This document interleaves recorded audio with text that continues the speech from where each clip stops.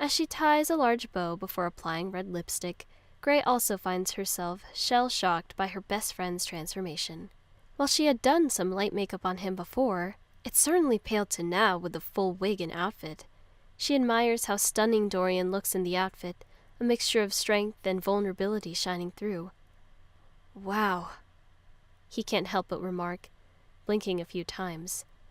"Is that really me?" He's always known that he was rather petite and smaller built than guys around his age.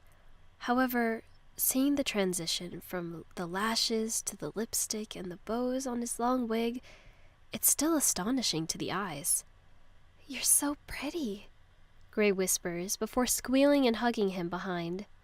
His heart skips a beat, feeling the tip of his ears reddening as he tries to remain calm and collected. "Ah, I just knew you'd look good in it."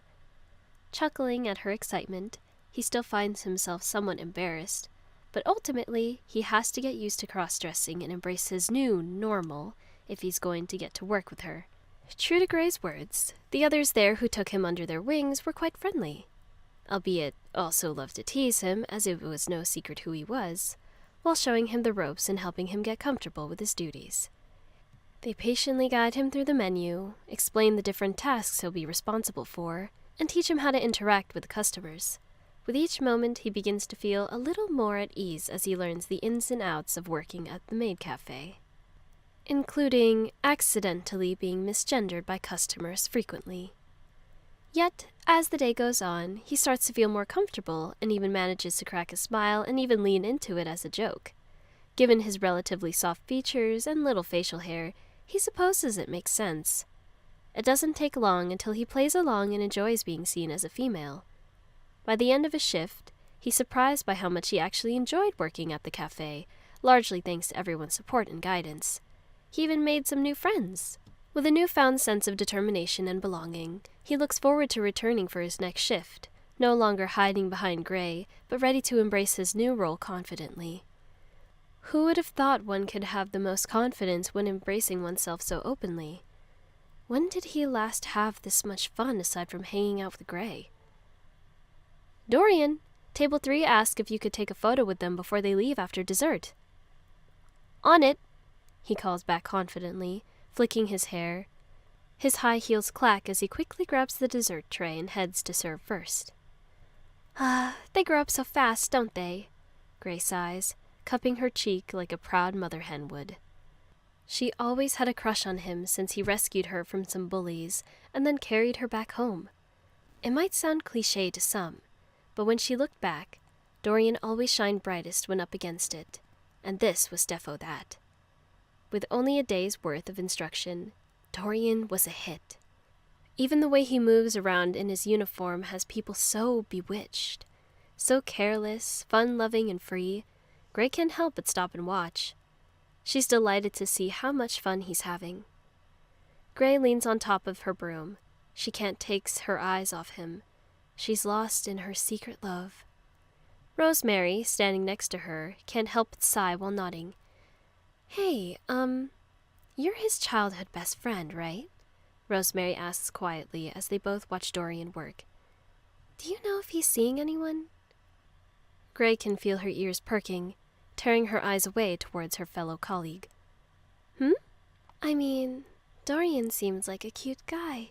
He's a bit shy initially, nervous, and a little awkward for someone his age, but he's pretty cool once you get to know him. If he's not seeing anyone, I was thinking of asking him out today after work," she remarks, giving a half-lazy shrug. "I figured I'd give it a chance and not regret it, you know." Today?"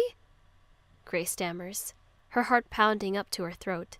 Her chin completely slips from the broom as she gapes at her.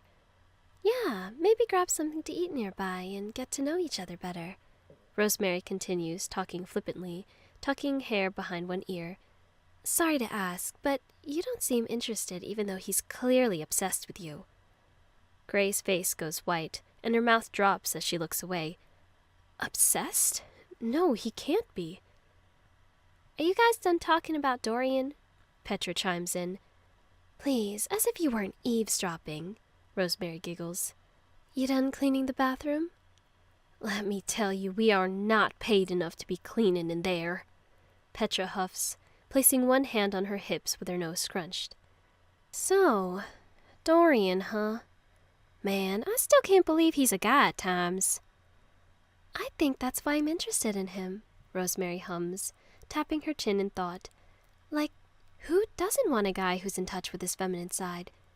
Anyway, I'm going to clock out first and go get ready. Good luck, girly pop, Petra chirps. Silent, Gray just continues to stare as Rosemary and Petra walk away. It's the end of her shift, but now she doesn't want to leave Dorian's side for some reason. Gray doesn't even understand how she changes out of her uniform. It's like a mindless blur. Her hands shake as she packs up her bags to return home.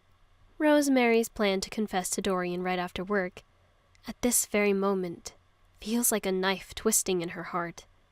She never imagined someone could steal her love at first sight right in front of her like this. Gnawing her lips, each step she takes towards the door feels like a heavy weight on her chest. Yet just as she reaches for the handle, a surge of determination fills her. No, not like this. She clenches her fists and turns back towards the back of the cafe, desperate to stop the confession from happening. The thought of losing Dorian to someone else is unbearable, and she's not ready to give up without a fight, even if he doesn't feel the same way about her. Storming right back in, she sees all her coworkers and even her manager peeking through the narrowed open door leading towards the back patio of the cafe. Gray grits her teeth, storming right over as Petra notices her first. Oh, hey Gray, are you coming to join? For once, the preppy and usually happy-go-lucky girl pushes past without answering Petra's question. As Gray returns to where Dorian and Rosemary are standing, she can feel the tension building inside her. It's a dick move, she knows, to be bombarding into a confession, but she can't stand to the side. Her heart thuds in her chest as she approaches them, her eyes locked on Dorian's face. She can see the confusion in his eyes and the anticipation in Rosemary's as well. Just as Rosemary opens her mouth to speak, Gray steps in front of her, blocking her from getting closer to Dorian. I'm really sorry, Rosemary, but I can't let you do this, Gray says, her voice shaking with emotion. Rosemary's eyes widen in surprise, her mouth falling open in shock. What are you doing, Gray? Rosemary asks, brows knitting together in confusion more than anger. Gray? Dorian asks, blinking a few times in puzzlement. I'm sorry, but I can't stand by and watch someone else try to steal you from me. I like you. I've liked you for a long time, Dorian. Gray blurts out, her voice filled with desperation as she grabs his hands. Truthfully, she didn't plan to confess. The fear of ruining their relationship has always held her back, but she can't keep her feelings hidden from him forever. Dorian's eyes widen in disbelief, and his mouth opens and closes as if he can't find the words to respond. But before he can say anything, Gray steps forward and presses her lips to his, kissing him in front of everyone watching. The entire place falls silent, all eyes on Gray and Dorian as they share that passionate moment. Rosemary stands frozen in shock, her plan thwarted by Gray's bold move. Yet at the end she sighed, shaking her head, and all the while, a small and genuine smile on her face. I should have known the childhood friend always wins, Rosemary mutters in gracious defeat. As Gray pulls away from Dorian, her heart races in her chest, and she can taste the flavor of his lip gloss. His face is flushed tomato red, and his mouth opens and closes a few times like a fish gaping on land before he lets out a squeak. You like me? Like me? I'm not dreaming? He questions, going to pinch his cheek. Gray can't help but chuckle at Dorian's adorable reaction. The irony isn't lost on her. She's the one doing the confessing, and Dorian's the cute girly maid. She feels so chivalrous, like one of the heroes from her comics, rescuing the damsel. Dorian was not in need of rescue, but the thought made Gray feel warm inside. It's like the relationship had gone full circle. Yes, Dorian, I like you. As in, like you, kind of like. Honestly, I've loved you for a long time, she admits with a shy smile. She bites her lips, squeezing Dorian's hands. And I was wondering if you'd like to go out with me. Dorian's eyes widen even further, if possible, before a grin breaks out on his face. Yes, Gray, I would love to go out with you. I've been in love with you for years now, he says, his voice filled with excitement as tears prick at the corner of his eyes. As they embrace, Dorian leans close to Gray and whispers for her only. Honestly, I can't believe you went through all that effort to help me out. It means a lot to me. What did I do to deserve someone like you? Gray smiles and brushes a strand of hair out of Dorian's face. I'd do anything for you, Dorian. You mean everything to me, she whispers. With a content sigh, Dorian leans into Gray's embrace, feeling a sense of warmth and happiness wash over her. Well, it looks like you'll have to stay on so we can spend even more time together, huh? It earns a chuckle from Dorian, while all their coworkers make gagging and jeering commotions.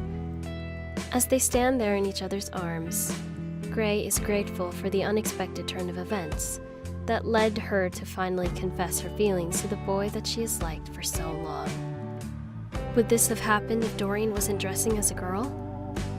And as they stare into one another, they know this is the beginning of their journey together. Who knew it would all start when her new boyfriend was a star girl in a maid cafe?